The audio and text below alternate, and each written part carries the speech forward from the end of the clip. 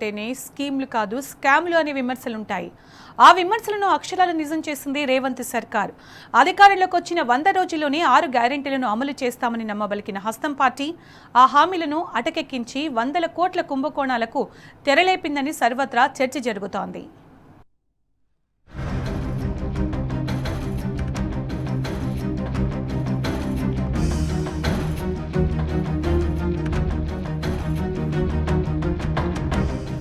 కాంగ్రెస్ ప్రభుత్వం ఏర్పడినప్పటి నుంచి అన్ని స్కామ్లే జరుగుతున్నాయి. ఆ శాఖ ఈ శాఖ అని తేడా లేకుండా అన్ని శాఖల్లో స్కామ్లు బయటపడుతున్నాయి.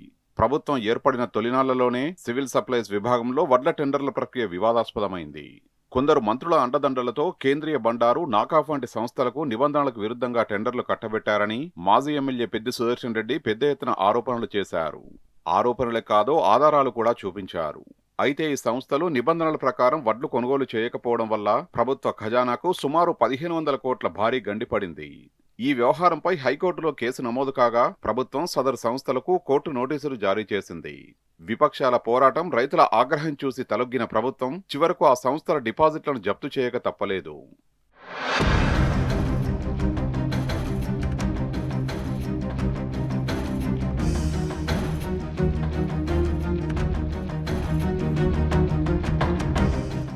ఆ వడ్ల కుంభకోణం మరవకముందే ప్రభుత్వం ఇప్పుడు మక్కల టెండర్ల రూపంలో మరో స్కామ్కు సిద్ధమైందని విమర్శలు వస్తున్నాయి. ఈ నేపథ్యంలో ఇవాళ మార్క్ఫెడ్ ఎండీకి లేఖ రాశారు మాజీ ఎమ్మెల్యే పెద్ది సుదర్శన్ రెడ్డి.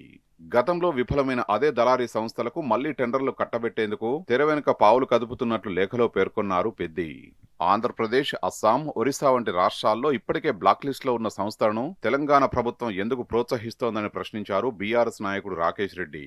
అవినీతికి పాల్పడినట్లు రుజువై డిపాజిట్లు జప్తైన సంస్థలను టెండర్ల నుంచి శాశ్వతంగా నిషేధించాల్సింది పోయి వాటికి మళ్లీ అర్హత కల్పించడం రైతుల పొట్టకొట్టడమే అవుతోందని ఆగ్రహం వ్యక్తం చేశారు.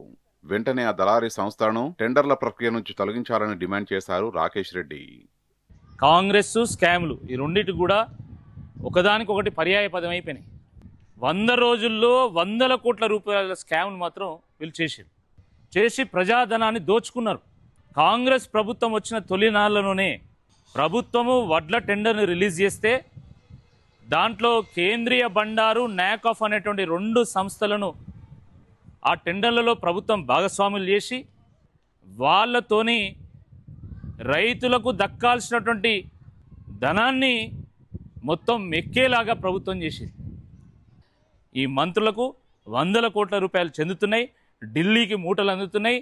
దీన్ని అడ్డుకోవాల్సినటువంటి అవసరం ఉంది. ప్రభుత్వం కూడా వెంటనే రైతులకు క్షమాపణ చెప్పి ఈ టెండర్లలో మరి కేంద్రీయ బండార్ని, నాకాఫ్ని అర్హత లేని సంస్థలుగా ప్రకటించాల్సిందిగా, బ్లాక్ లిస్ట్ చేయాల్సిందిగా ఈ సందర్భంగా మరొకసారి డిమాండ్ చేస్తాం. ప్రజాధనాన్ని పందికొక్కుల్లా మెక్కే సంస్థలకు కాకుండా పారదర్శకమైన పద్ధతిలో టెండర్లు నిర్వహించి రైతులకు న్యాయం చేయాలి. తమ చిత్తశుద్ధిని నిరూపించుకోవాల్సిన బాధ్యత ఇప్పుడు ప్రభుత్వంపైనే ఉంది. లేదంటే కాంగ్రెస్ అంటేనే స్కామ్ అనే ముద్ర ప్రజల మనసులో బలంగా నాటుకుపోయే ప్రమాదం ఉంది.